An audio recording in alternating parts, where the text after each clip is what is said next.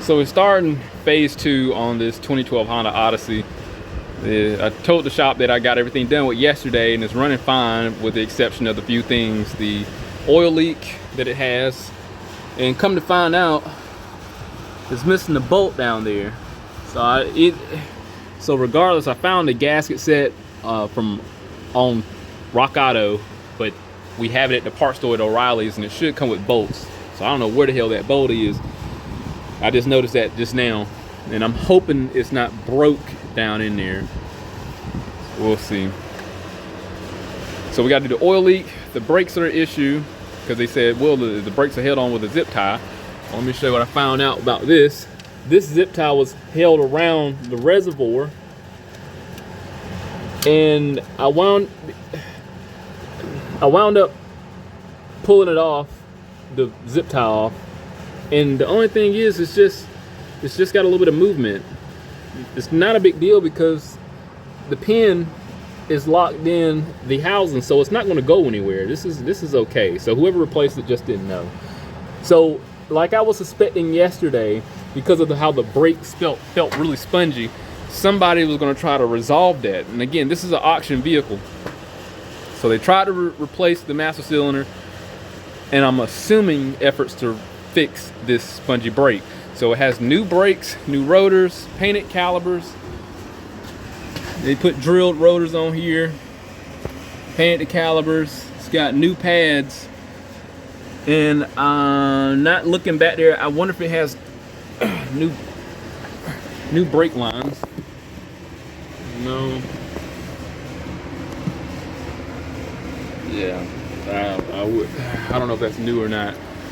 So my biggest fear was they were trying to resolve the spongy brake with all those things that were replaced, and you know it still has it. So usually what happened to ABS module is the culprit. Okay, so I gotta fix this oil leak, that, and then the last thing was the oxygen sensor. Okay, for some strange reason bank 2 was showing the heater circuit issue, but let me show you what I found out. Now mind you, the last guy went and did the heads and stuff on here, the brackets and everything, they're just hanging freely. I'm gonna be honest, I'm just leaving that crap there. Let me show you what I found in the back. Hell, in the back, this one was just hanging. It wasn't even plugged in. So I gotta get this plugged back in some way. If I can find out where the actual connector is. So once, oh, it's up there. There you go. Right there. So we'll get that drawn back up there, and I wonder if it's going to fix that heater's code. But I swear this is bank 1, not bank 2, because this is the one at the firewall. Why this didn't just, unless I read the code wrong. But let me get this plug back in and see if that fixes that code, because I swear to you it said bank 2, not bank 1, and we'll go from there. So I got an O2 sensor plugged in. This is the first startup. I cleared the code already, was looking for any immediate comebacks. Before it would come back immediately, so that was a problem. So I thought it was bank 2, that was my ignorance, because I saw 2, sensor 2, and that threw me off. So that was actually bank 1, sensor 2, that was screwed up. So it was disconnected, that fixed that code. So that's one thing down. And the other thing is going to be this leak here. And we can see that it's leaking down at the base, right around there. Hopefully the new kit come with some bolts. If not, then I'll find one. So let me let the shop know and see what they want to do, and we'll get back with you. So I'm just gonna pull it off first before I go run and pick the part up. They have 2 in the inventory at the store, so I shouldn't have to worry about it being, the inventory actually being off. I think I can.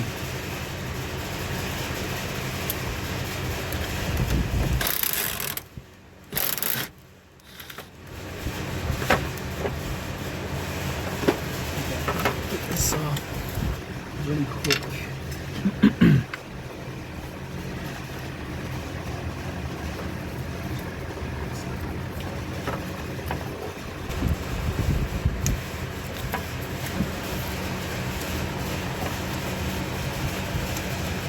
So that one's gone. That one down there needs to come out. I'm just gonna put the stick out.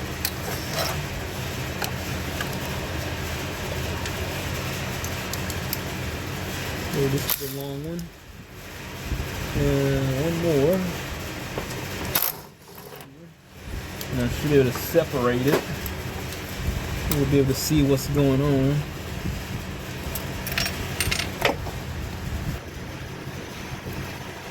Yeah, it's smashed.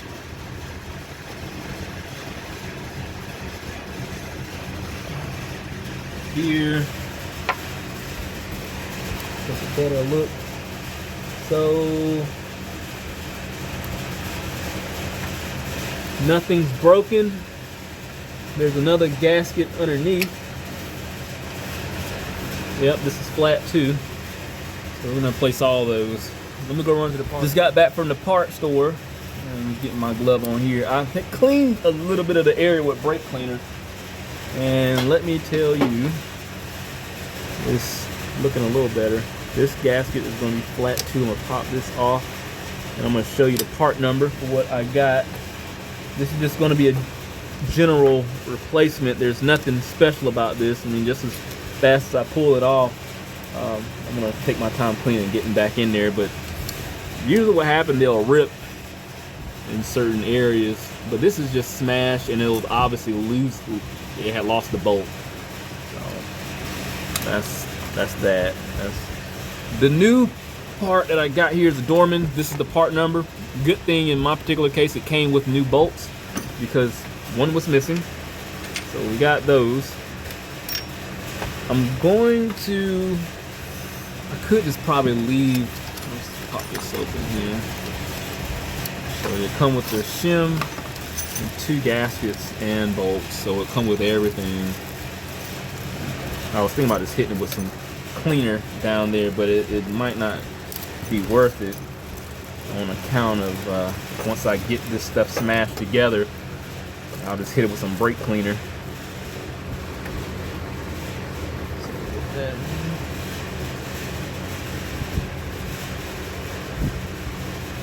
Perfect. And this one here, I can pull this gasket out. This is the most smashed-est. Yes, this most smashed-est gasket. There we go. That. Pop this one in here. I remember before they used to didn't sell these things. I'm glad they started selling them because you used to have, from what I understand, had to buy the whole thing years ago. We got lucky. Right, now we got to get the plate in there. Here, am I going the right way?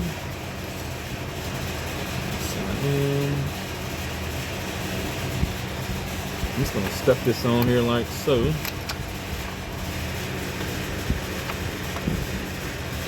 You go right there.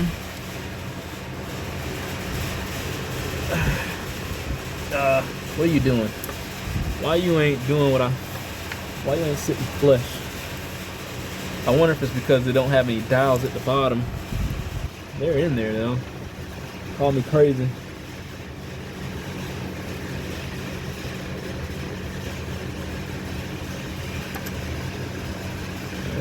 Pop new screws. One is supposed to be longer than the other. This is the longer one.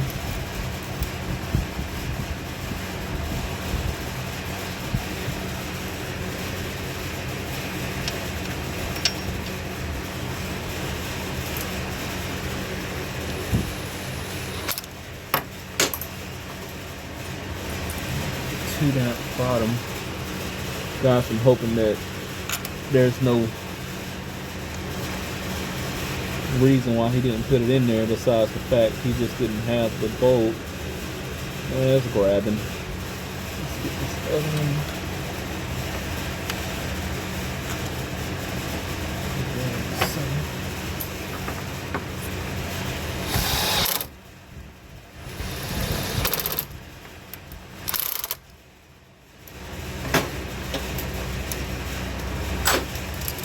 just want to snug this down.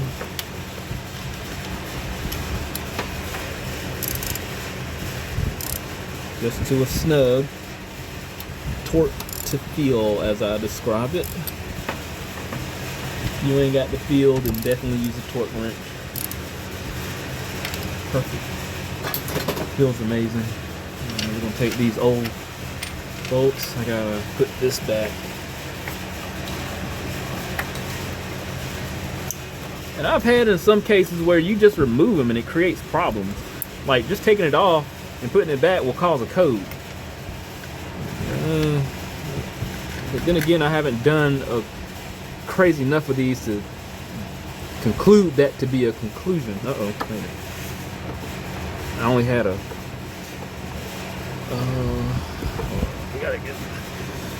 Oh, that's... Is it gone? Oh, there you go, okay. Thought the little recess portion was gone.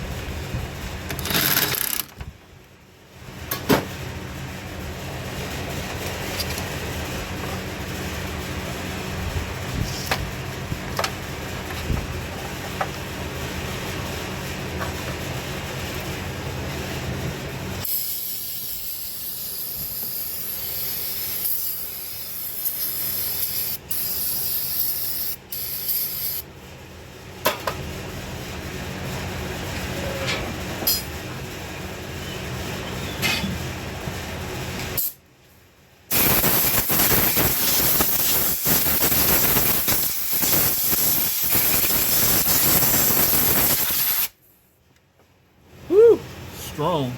Yeah. I got a whiff of that. Oh gosh. Oh.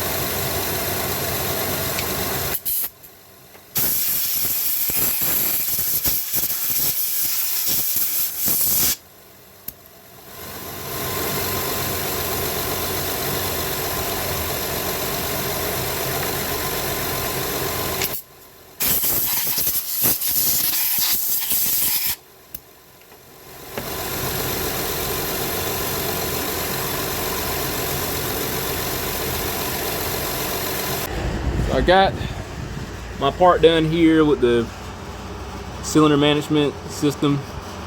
Get the gaskets and it's dry. Alright, and I was like, alright, let me go ahead and move on to the brakes. So not only were the line locks, the nuts on extremely tight, but I'm like, why is there coolant leaking down here? And I discovered this. There's no hose clamp. I had another phone call. So not only, I got that one on there, but not only was the lower radiator hose not connected, but the top one too. Look at this.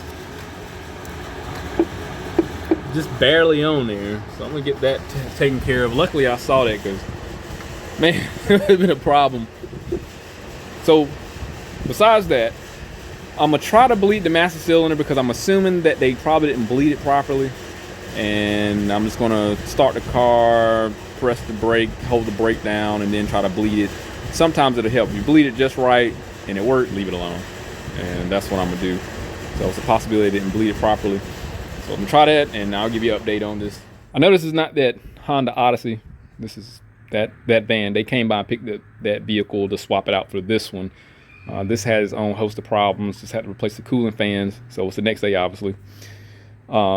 In conclusion, I got the oil leak fixed. I got the, what was the other thing? The oil leak, the brakes assessed, and I can't recall, but it's in the video. It's all that got assessed and resolved. but it's going to need a brake, an ABS module. That's what was causing the spongy brake system. Diagnosing those are, it needs to be a video within itself because, oh yeah, and the master cylinder, that's what it was. So I wound up replacing that master cylinder because it was just defective. That's why that zip tie was on it. The reservoir wasn't sitting properly. So I replaced that with what they had. So that's fine. But diagnosing the ABS module is going to have to be a video on its own. They're long, boring, and you have to take all the wheels off, check the guides, go through the scan tool, see what the options are as far as module bleeding. Does that help?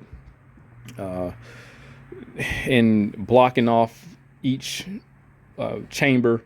But with what I did, I just utilized the scan tool, and it had a kickback kind of feature. So when it activate the module, depending on the chamber you were dealing with, whether it's left front, right rear, right front, etc., when you apply it, you should get a kickback.